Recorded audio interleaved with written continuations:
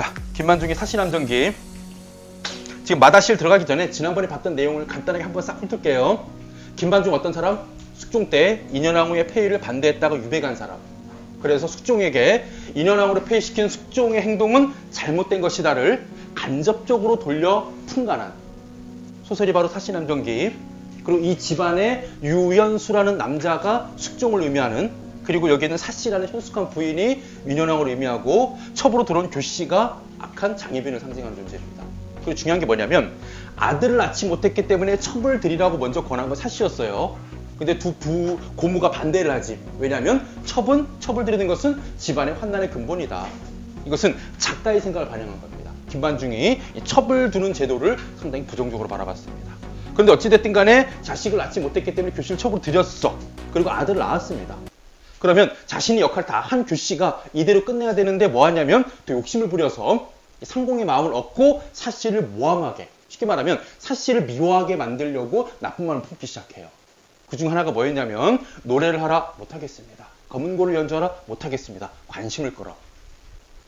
그런 다음에 왜 어째 우는 것이냐고 물어봤을 때 대답을 안 하면 상공께 죄가 되고 대답을 하면 부인께 죄가 됩니다. 의혹을 품게 만들지. 이게 모든 상공의 관심을 다 끈 다음에 이제 시작됩니다. 마다실. 잘 보세요. 여기서부터가 중요한 부분이에요.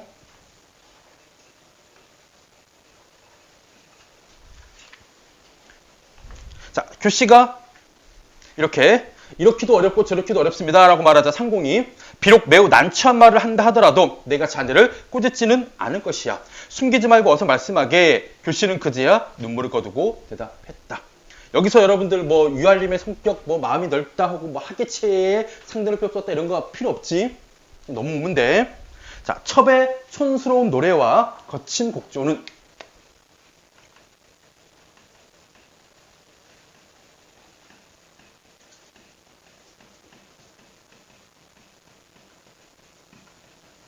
자, 자신의 노래와 검은고 연주를 촌스럽다, 거칠다라고 얘기합니다. 이거는 겸손한 표현이에요.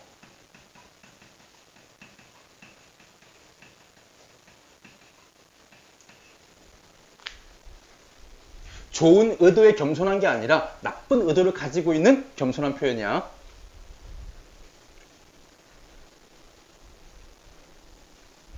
본디 군자께서 들으실 만한 것이 아닙니다. 단지 명을 받들고 마지못하여 못난 재주를 드러냈던 것이 따름입니다. 또한 정성을 다 기울여 상공께서 한번 웃음을 짓도록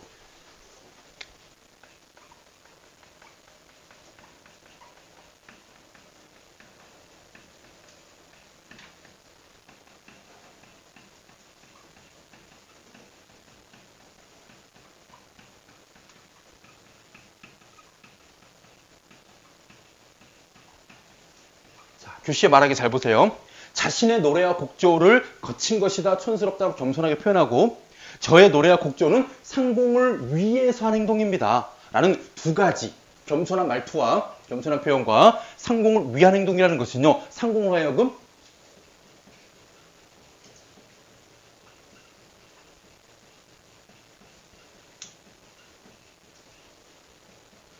자신의 말을 믿게 하기 위해서 신뢰감을 얻기 위한 의도입니다.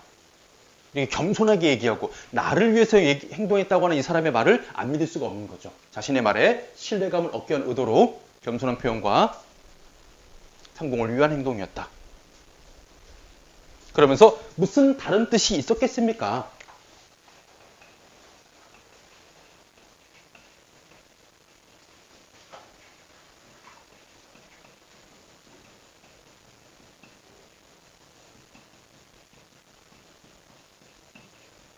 자, 다른 뜻이면 이게 뭘까요? 다른 뜻. 상공을 위하는 마음 말고 다른 뜻이 되겠죠. 그러면 뭐 나쁜 마음이 들어가겠죠? 그런 게 없습니다라는 자신의 결백을 주장하는 말하기로. 요거는 요 작품의 자체의 해석보다는요, 관련 작품 여러분들이 한번 떠올리시면 좋아요. 정서의 정과정이란 노래가 있어. 자신의 유배온 상황에 대한 억울함을. 원래 이 정서가 고려 왕 의종인가 인종에 상당히 총애를 받았던 신하였어요. 그런데 다른 신하들이 모함을 합니다. 영모하려고 한다. 너무나도 이 이야기가 커지자 그 왕은 어쩔 수 없이 정수한테 너 지금 시끄러우니까 잠깐 좀 어디 내려가 있어. 잠잠해지면 다시 부를게. 하고 보내놓고는 안 부른 거예요, 왕이. 그래서 자기를 잊었냐. 그리고 지금 그 사람들의 말을 믿고 있는 건 아니냐. 나는 결백한데. 자신의 결백을 주장하는 그런 이 작품이 정수의 정과정입니다. 연관된 작품 하나 기억해 주시면 돼요. 이렇게 자신의 결백을 주장하면서 뭐라고? 그런데 오늘 아침 부인께서 첩을 불러놓고 책망하셨습니다.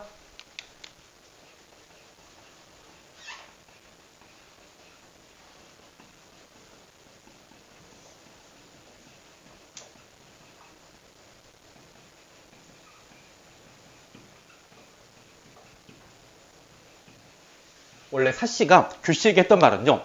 책망, 잘못을 꾸짖다라는 의미의 책망이 아니라 그냥 조언이었어요. 좋은 의도의 조언이었는데 이것을 어떻게 했습니까? 모함하는 말로 저를 꾸짖었어요. 책망했어요. 라고 바꾼 겁니다. 우리 그런 경우 있잖아요. 친구한테 좋은 의도로 진심어리 충고를 해줬는데 다른 친구가 가지고 너 걔 욕했다며? 되게 기분 나쁘잖아. 말이 바뀐 거지. 이렇게 와전을 시킵니다. 사씨의 말을 무엇으로? 책망으로. 자, 상공께서 너를 취하신 까닭은 단지 후사를 위한 것을 따르였다. 후사가 뭐였습니까? 집안의 대를 잇는 것. 집안의 미색, 아름다움이 부족한 때문이 아니었다. 그러니까 은근히 자기 자랑도 하는 거지. 이미 내가 아름답기 때문에도 있겠지만 중요한 건 너의 역할은 미색이 아니야. 아들을 낳는 거야. 그래서 너가 지금 아름답게 꾸미는 그 행동은 이 집안에 필요 없는 행동이야. 이걸 의미하는 거죠. 그런데 너는 밤낮으로 얼굴이나 다독거렸지? 또한 듣지 아니.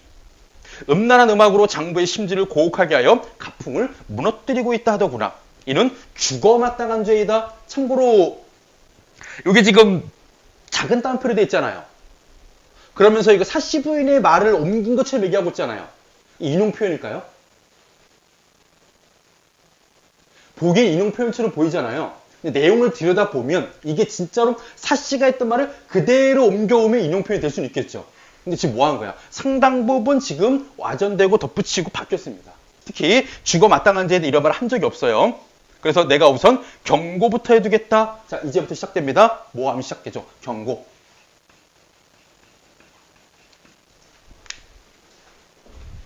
내가 만일 이후로도 행실을 고치지 않는다면 내 비록 힘은 없으나 아직도 여태우가 척부인의 손과 발을 자르던 칼과 벙어리 만들 약을 가지고 있느라 급별히 삼가라. 뭐 하고 있는 겁니까? 위협을 하고 있죠.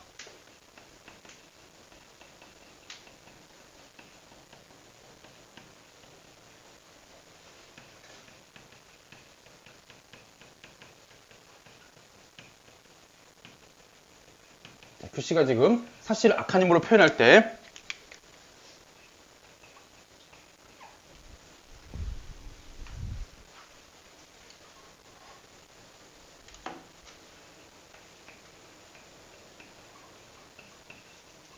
중간에 이런 표현이 있었어. 여태우가 척부인의 손과 발을 자르던 여기 고사가 인용됐습니다.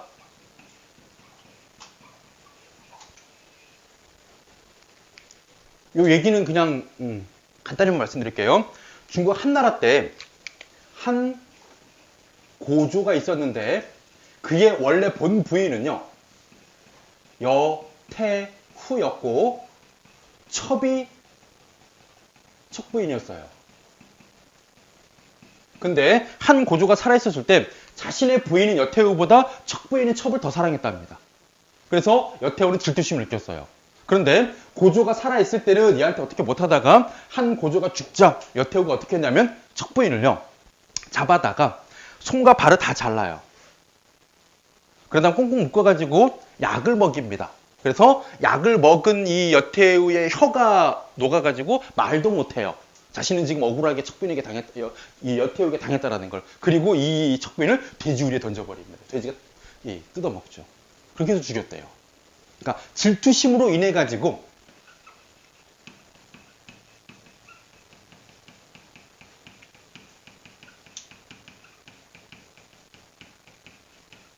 잔인하게 죽인 거예요. 여태후가. 뭐 하겠다?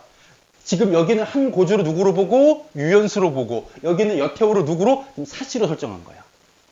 그래서 누구를 여기는 사씨 부인을 어떤 사람으로? 여태후에 빗댄 인물로 상당히 악한 인물로 표현한 거죠. 질투심 때문에 척빈 이렇게 죽일 정도의 인물이다. 나에게 그런 말을 했다.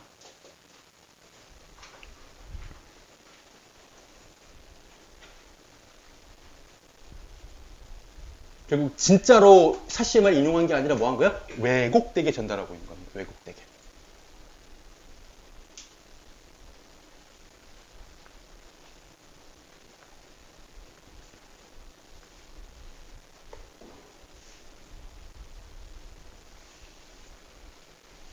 자, 핵심 정리 1번 볼게요. 주요 인물들의 관계입니다. 자, 사씨인 처와 첩인 교씨가 있어요. 사실은 현모양처이고 전형적인 선인이면서 집안을 위해 교씨를 훈계하는 인물. 반면 교씨는 간악한 첩이고 전형적인 악인이면서 사씨를 미워해 참소합니다. 그래서 사씨가 교씨에게 했던 조언을 교씨는 뭐 한 거야? 좋게 받아들이지 않아서 모함을 해버리죠. 엄밀히 말해 모함의 방향이 어디로 가야 됩니까? 한림으로 가야 돼요. 그래서 한림은 차분하고 신중하게 사씨의 신품을 신뢰해서 결국 이 모함은 성공하지 못합니다. 근데 뭐 하기 시작하는 거예요? 이 모함을 시작으로 교씨는 계속해서 사씨에 대한 악행을 저지르기 시작하죠. 밑에 행동의 의도는 여러분들 넘어가고 바로 마-2 보시면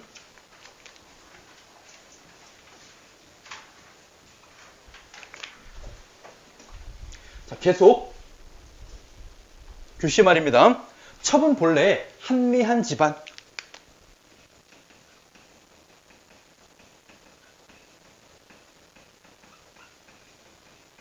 가난하고 신분이 낮은 별 볼일 없는 집안을 뜻하는 한미한 집안입니다. 자신 낮춘 표현이요. 겸손한 표현.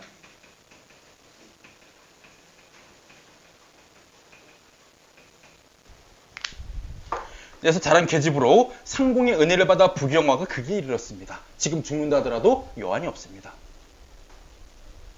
단지 두려운 바는 상공의 청덕이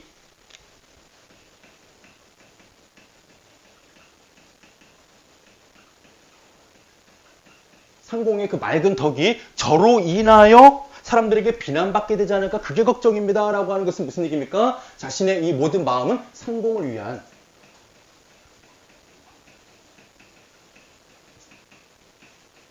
마음을 드러내고 있어. 이것도 똑같이 어떤 패턴이야 얘들아? 앞에 있었던 것 신뢰감을 얻는 의도예요.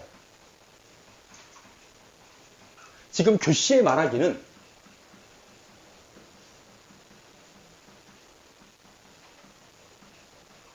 어떤 방식이야? A 신뢰감을 얻는 말하기. 여기지 여기. 촌스러운 노래와 거친 곡조 웃음을 짓도록 해놓고 C 끝날 때도 다시 신뢰감을 주는 말하기.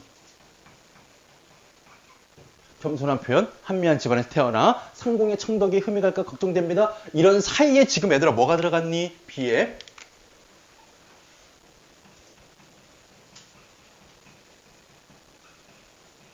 사씨의 언행을 집어넣었어요. 믿을만한 이야기와 믿을만한 이야기 사이에다가 이걸 집어넣으면 얘들아 무슨 느낌 들어? 이 이야기도 믿을만한 이야기처럼.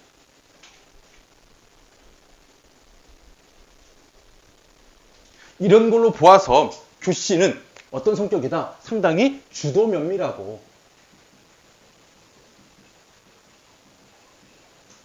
치밀한 성격이구나.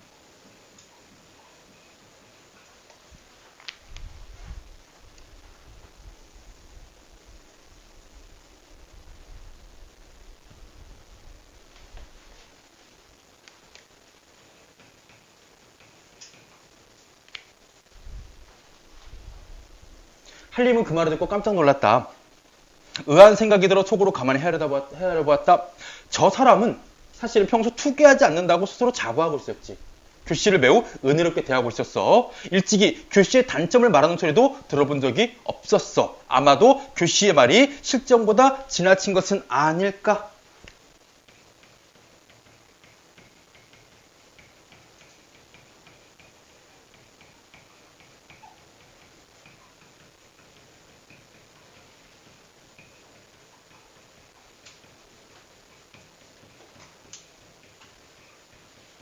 자, 지금 한림은 교씨의 말을 믿지 않고 있습니다. 근거가 뭐야? 판단 근거. 평소 사씨의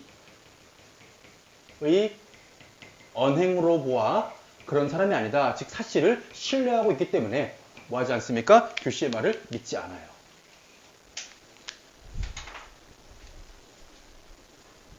그래서 어쩔 수 없이 교씨를 위로하죠.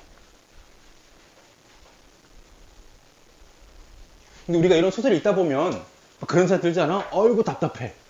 왜 이렇게 나쁜 여자를 못 알아보지? 유할림이 바보같이. 모함인데 왜 속지? 이런 생각 들잖아요. 근데 나중에 우리 뒤에 이제 내용을 보면 알겠지만 겉으로는 상당히 아름답고 착하고 예의 바르고 고운 말투로 사람을 대했기 때문에 모두가 다 속아 넘어간 거예요. 그러니까 우리가 이런 게 있어. 사기꾼이 진짜 사기꾼처럼 생기지 않았대요. 누가 봐도 저 사람은 정말 진실되고 되게 젠틀하고 되게 신뢰를 주는 그 외양을 가진 사람이 사기꾼들이 은근 많다는 거예요. 그러니까 사람의 그 속을 알 수가 없는 거죠, 우리가. 그래서 지금 여기 있는 거는요, 우리가 그냥, 왜 이렇게 얘기했는데 규씨의 말을 혹은 이런 모함을 그대로 들어버리지? 생각할 때는, 그만큼 규씨가 겉으로 보기에는 사람들에게 신뢰를 주는 사람이었구나. 라는 걸 여러분들이 깔고 가셔야 돼요. 그러면서 위로할 수밖에 없습니다. 내가 자네를 취한 것은 본디 부인의 권고였다. 또 부인이 일찍이 자네에게 해로운 소리를 한 적도 없었다. 이 일은 아마 비복들 가운데 아랫사람 가운데 누군가가 참언을 하였기에 부인이 잠시 놓아여 하신 말씀에 지나지 않을 것이네. 그러나 성품이 본시 유순하니 자네를 해치려 하지 않을 거야. 염려하지 말게 하물며 내가 했지 않나. 자네를 어떻게 해칠 수 있는가. 이렇게 규씨를 위로하고 사건이 마무리됩니다. 규씨는 끝내 마음을 풀지 않은 채 왜 마음을 풀지 않았어? 아니 왜 위로를 말 안 믿었나? 얘도 사랑하니까.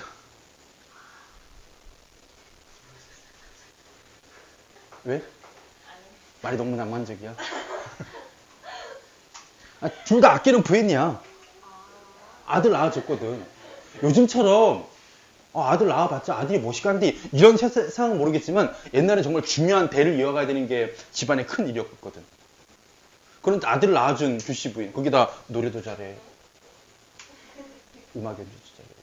이거 되게 비하기 싫은데 쉽게 얘기하면 근태가 유할림이면 첩을 아이유 같은 애가 들어온 거야.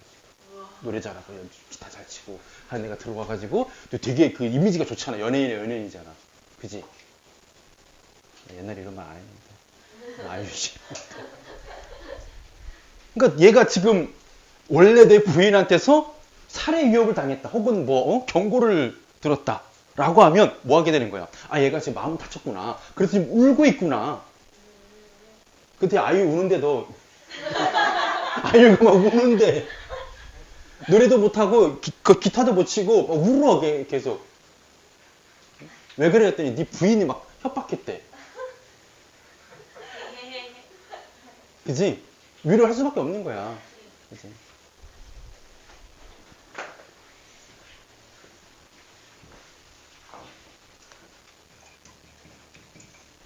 자, 4부분이에요. 여기 정말 중요합니다. 사실함정기 우리 나올 때요. 물론 앞부분도 나오겠지만 여기를 꼭 끼고 들어갈 거예요. 아마 사단락을. 지금 중요한 단락입니다. 자, 이거 어떤 내용이냐? 옛말에 이르기를 전부 다 편집자, 즉 논평, 서술자 개입에 의해서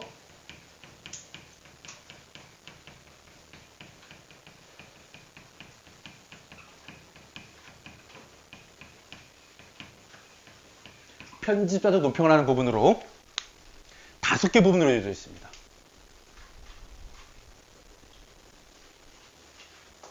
첫 번째 부분이 옛말에 이르기를로 시작하죠. 호랑이를 그리는 데는 뼈를 그리기 어렵고 사람을 사귀는 데는 마음을 알기 어렵다고 하였다. 무슨 일일까요? 호랑이의 뼈를 그릴 수가 없어. 사람의 마음을 알 수가 없어. 왜? 보이지 않기 때문에. 그래서 이 문장은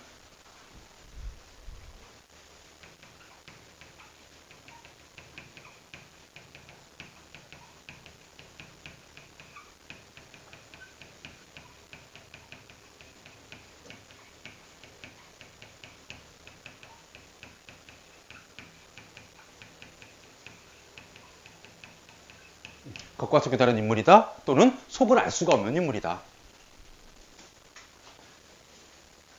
그래서 첫 번째 요 문장 서술자 개입은 인물에 대한 평가를 하는 서술자 개입. 여러분들이 흔히 알고 있는 속담은 그거지. 열 길 물속은 알아도 한 길 사람 속은 모른다라고. 그게 사람의 마음을 알 수가 없다.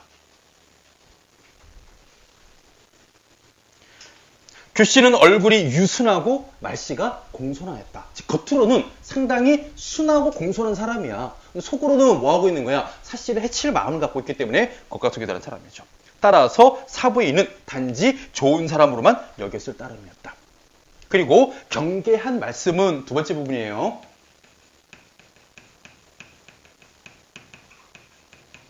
사씨 부인이 규씨를 위해서 조언한 말 혹은 가르친 말, 이 경계한 말씀은 오직 음란한 노래가 장부를 잘못된 길로 인도할까 염려한 것이었다. 또 규씨를 바른 길로 인도하려는 것이었다. 여기까지.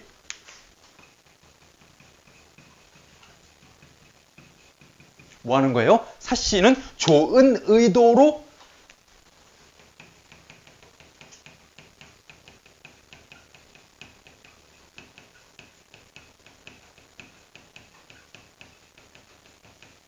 한 말이었음을.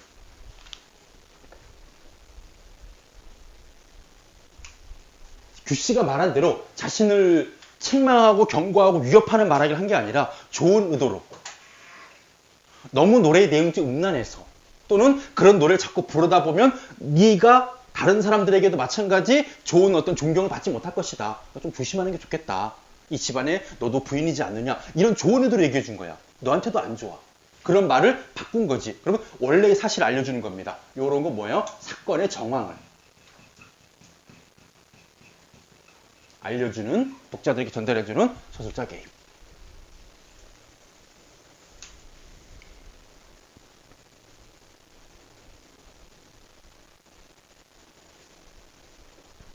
그리고 세 번째, 사씨는 본디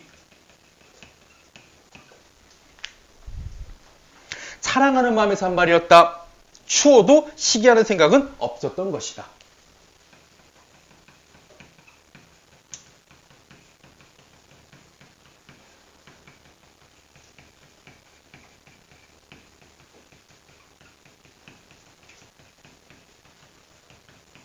사씨의 본래 의도는 좋은 것이었다.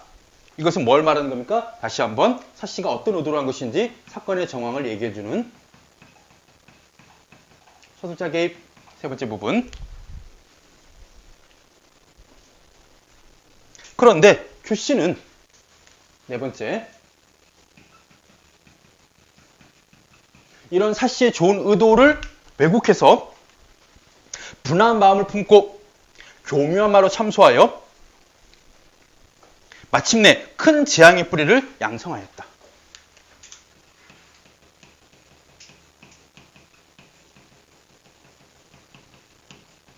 재앙의 뿌리를 두 글자로 뭐라고 할까? 제뿌는 아닐 거고. 응?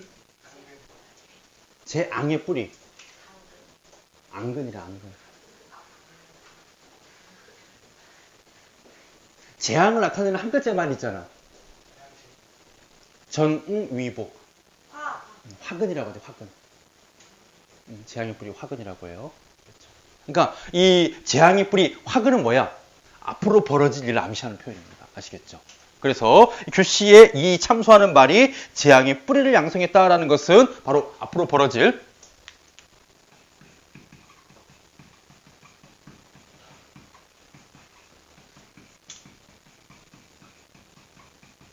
사건을 암시하는 부분이죠. 그래서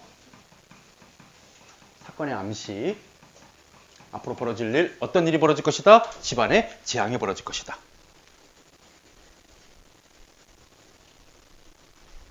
자, 마지막 다섯 번째. 이렇듯 부부와 처첩의 사이는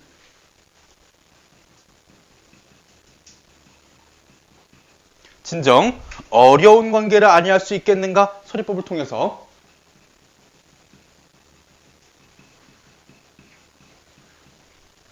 뭐 하고 있는 거예요? 바로 처첩제도의 문제점을 부각합니다. 내가 지워줄게. 친절하니까. 그리고 이것이 바로 당시 사회상에 대한 비판. 누구의 생각? 작가의 생각. 근데 얘들아, 선생님 궁금한 거 하나 있어. 니네한테 궁금한 게 아니라 우리 김만중 선생에게 궁금한 게 있어. 이렇게 첩을 두는 제도를 부정적으로 보면 왜 구운몽의 양소유가 8명의 첩이 모두 사이가 좋았지? 그지? 물어봐요. 어?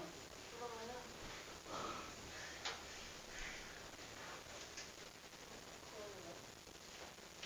구운몽에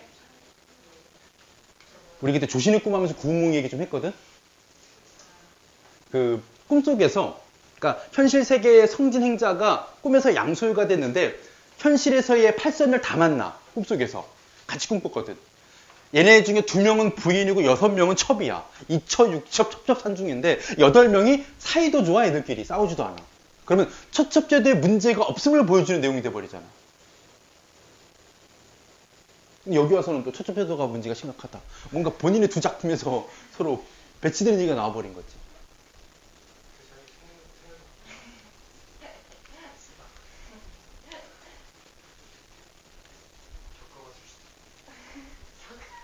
겪어봤으니까.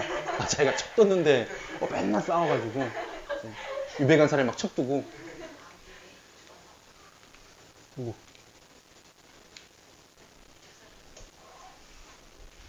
자기 아들이 죽었나봐.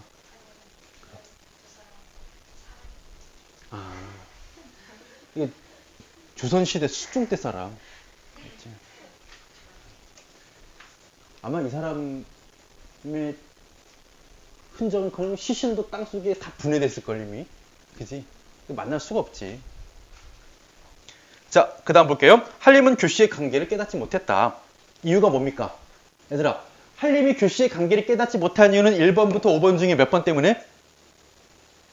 한림이 교씨의 간사한 개교를 그치, 깨닫지 못한 이유는 겉과 속이 달랐기 때문에 교씨의 속을 알 수 없어서. 그리고 얘들아, 이럴 수도 있어. 여기 지금 이 내용은 이걸 의미하고 이런 의도이다가 3가지로 돼 있지. 5개지. 5개면 표 딱 예쁘게 만들어가지고 선택형 문제 낼 수 있겠지. 요 내용들이나 요 내용을 살짝 바꿔버리면 무슨 말인지 이해되세요? 선택형 문제를 낼 때 이게 중요한 부분이야. 이 소수자 개입이. 그래서 이 말이 어떤 의도의 말이었고 어떤 기능을 하는 말인지를 그 짝을 잘 맞춰서 기억을 해둬야 돼요. 여러분들 지금 핵심동이 1번에 있습니다. 편집에서 논평 5가지가 있는데 작가의 의도가 담겨 있죠. 그리고 밑에 설명 보시면 인물을 평가하고 사건의 정황을 해설해주면서 독자의 일을 돕는다 또는 당대 사회 문제점을 부각하고 있다. 요 얘기들을 여러분들이 순서에 맞게 했죠. 그래서 앞으로 벌어질 사건을 암시한다. 그리고 이 사씨가 어떤 의도로 한 말이었는지를 독자들에게 알려준다. 이런 표현들 기억하시기 바랍니다. 하지만 사부인의 본의도 역시 의심하지는 않았다. 그러므로 교씨는 다시 참소를 행할 수 없었다.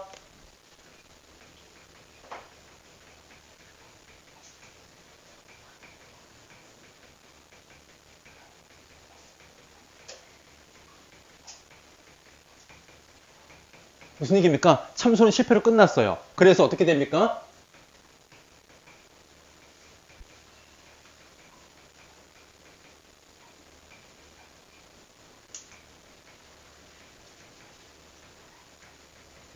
다른 방법으로 사실을 모함하기 시작하죠.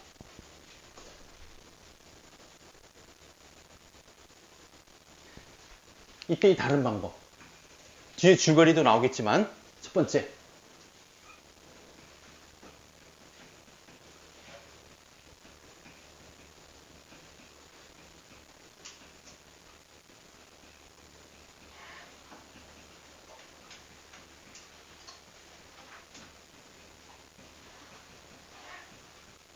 두 번째 모함도 실패로 끝나요. 사씨도 임신을 해버립니다. 자, 지금 이 집안에 아들을 낳은 부인은 자기밖에 없지. 내가 대를 잇는데 중요한 역할을 하는 내가 교씨라면 캐릭터 겹치잖아. 그래서 내가 교씨라면 내가 이 집안에서 그래도 지금 뭐하는 인물이야? 중요한 위치에 있는 인물이란 말이야. 근데 본부인인 사씨마저 아들을 낳아버리면 이제 상황이 뒤집어지는 거지. 원래 부인이 낳은 아들이 우리 적자라고 해서 우리 적자 서자라고 해서 본부인의 아들과 첩의 아들이 신분도 다르고 대우도 달라요. 본부인의 아들이 없는 상황에서는 첩의 아들이 아들로 인정받지만 왕권을 물려받도 마찬가지. 근데 본부인이 자식을 낳으면 넌 뭐니 이렇게 되는 거야 그냥. 그래서 지금 사씨가 임신해버립니다. 만약에 사씨가 아들이라도 낳는다면 난 어떻게 되는 거야? 이 규씨는 이 집안에서 입지가 흔들리게 되는 거예요.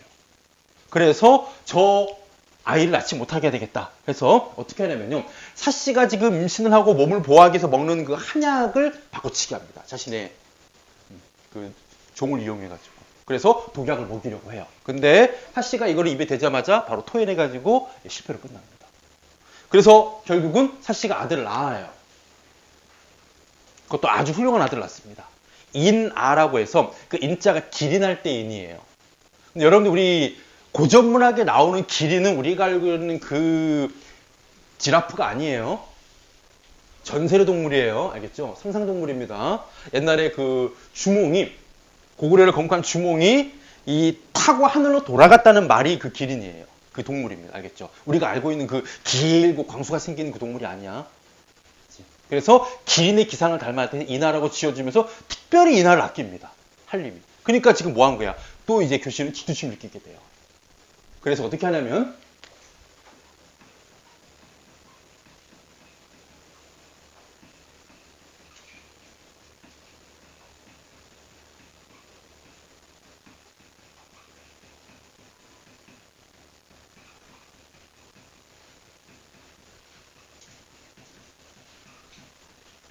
바로 자신의 아들인 장주를 죽이면서까지 이 살인범을 사씨로 몰아가는 겁니다.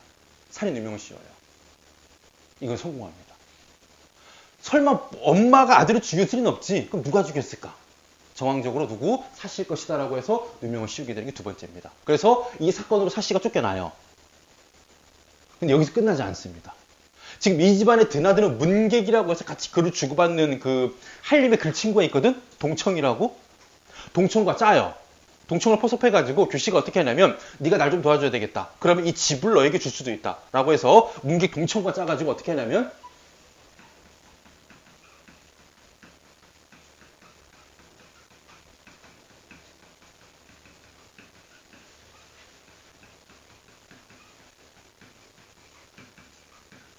욕심이 컸지. 유한림마저 참소해서 유명을 씌워서 유배를 보내버립니다. 유한림의 유배 보내는 거 상당히 쉬웠어요. 왜 쉬웠을까 얘들아? 유배를 보낼 수 있는 사람은 실질 권력자여야 되잖아. 천자는 유한림을 아꼈기 때문에 유배를 보냈을 리가 없어. 천자 말고 권력자가 있었지. 유한림을 싫어하는 애. 앞부분에. 기억나?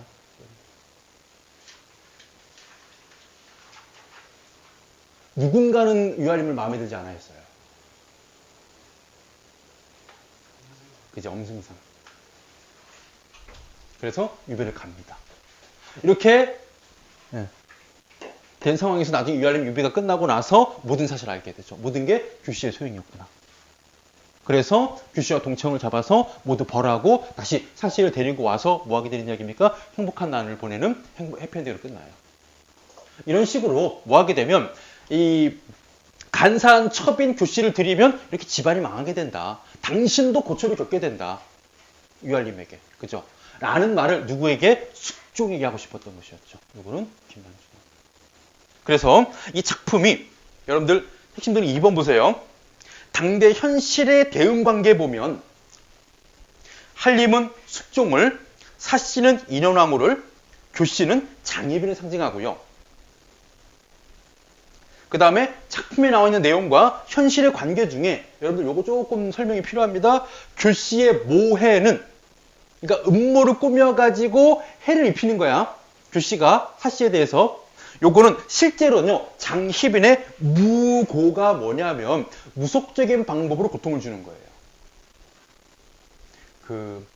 예전에 저 기억나요. 조선왕조 500년 MBC 드라마에서 그 이현왕후 편을 보고 있는데 그거였어. 장희빈이 무당을 궁으로 불러들여가지고 내가 어떻게 하면 저 인현왕후를 괴롭힐 수 있을까 하자 그 무당이 허수아비를 만들어줍니다. 지프로. 그런 다음에 여기에다 대고 그 인현왕후의 뭐 머리카락인가 뭔가를 갖고 와서 집어넣어요. 그래서 그 허수아비에다가 인현왕후의 혼을 불어넣습니다. 그런 다음에 그 허수아비 지푸라기 가슴을 막 송곳으로 찔러요. 장희빈이. 죽어 인현왕후. 그렇게 무속적인 방법으로 고통을 줘서 사씨의 건강, 그렇죠. 인원왕의 건강을 좀 더 안 좋게 만들었다는 얘기가 있어요. 그리고 결국 사씨는 추방당합니다. 이것은 인원왕의 폐위를 상징하고 사씨가 나중에 권리를 되찾아요. 복권된다는 얘기는 인원왕후의 복위를 상징하죠. 결국 이 작품은 숙종이 인원왕후를 폐위하고 장희빈을 중전으로 삼은 사건에 대해서 풍간, 완곡한 표현으로 잘못을 고치도록 간함. 그러니까 잘못을 고치도록 간하는 걸 어떻게 하는 거예요? 완곡하게 하니까 풍간이 되는 것이죠. 아, 갑자기 그 씁쓸한 문제 생각난다, 그치? 풍자, 직접적이면 풍자가 안 돼. 완곡하게 해야 풍자예요. 대놓고 추물이야 하면 이제 풍자가 안 되는 거지. 자, 뒷부분 줄거리 그냥 같이 읽고 마무리 지을게요. 사씨가 아들 이나를 낳자 자신의 지위가 불안해진 교씨는 문객 동천과 짜고 친아들 장주를 죽이면서까지 사씨를 모함한다. 얘들아, 이렇게 자기 아들을 장주를 죽이면서까지 뭔가 원하는 바를 이루려고 한다. 한자 성어 하나 있거든?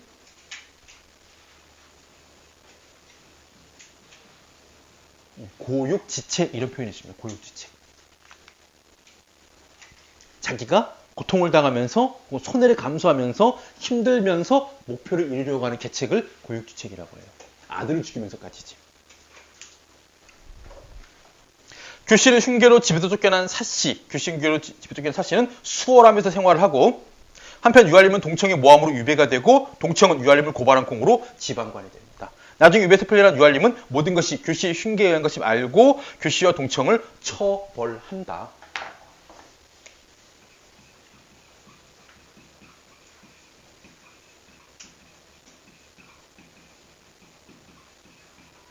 자, 여기에서 교훈적 주제가 나오죠. 권선징악, 사필규정. 모든 일은 반드시 바른 것으로 돌아간다. 라는 뜻의 사필규정입니다. 원래 자리에 돌아가야 돼. 알겠지? 그리고 마지막에 사씨를 만나 영화를 누린다. 행복한 결말.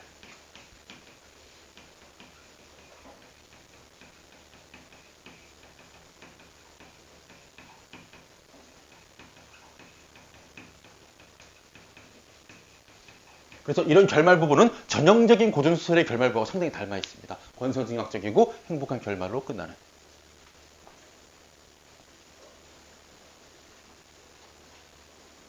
그리고 이런 소설을 우리가 가정소설이라고 부르거든요. 가정소설.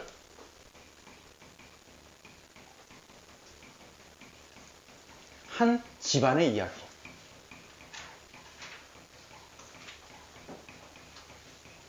대부분은 뭘까요? 처첩간 갈등이에요.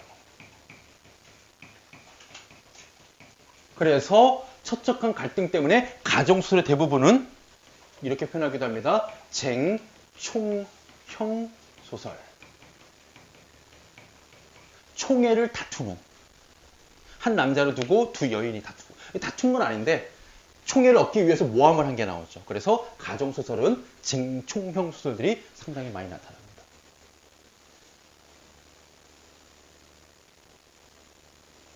두 번째, 가정소설 중에 처첩간 갈등을 다루지 않으면 그 다음 또 뭐가 있을까? 이게 있어요.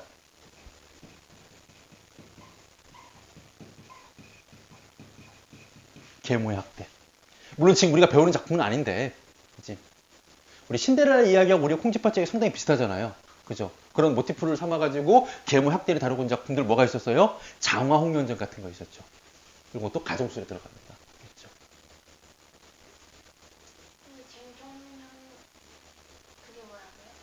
총애를 다투는 거. 남편이 있는데 그러니까 여자가 두 명이니까 당연히 다툼이 벌어질 수밖에 없는 거지. 그래서 그 고모들이 그 얘기 해줬잖아. 한 마리 말에 안장 두 개가 앉을 수가 없고 한 그릇에 밥에 숟가락이 두 개일 수가 없다. 다투게 돼 있다는 얘기지. 그치? 자, 이렇게 해서 우리 사시남전기 설명 마치고 뒤에는 제가 추가적으로 설명할 내용이 없었어요. 서포만필이나 북헌집은 그냥 이 소설은 좋은 소설이야 라는 얘기이기 때문에 여기는 특별히 설명드릴 내용 없습니다. 잠깐 끊었다가 뒤에 있는 난장이가 쏘아올린 작은공을 들어가고 학교에서 난소공을 그 온라인으로 수업했지. 한 시간 쫙 달리고 그냥 탁.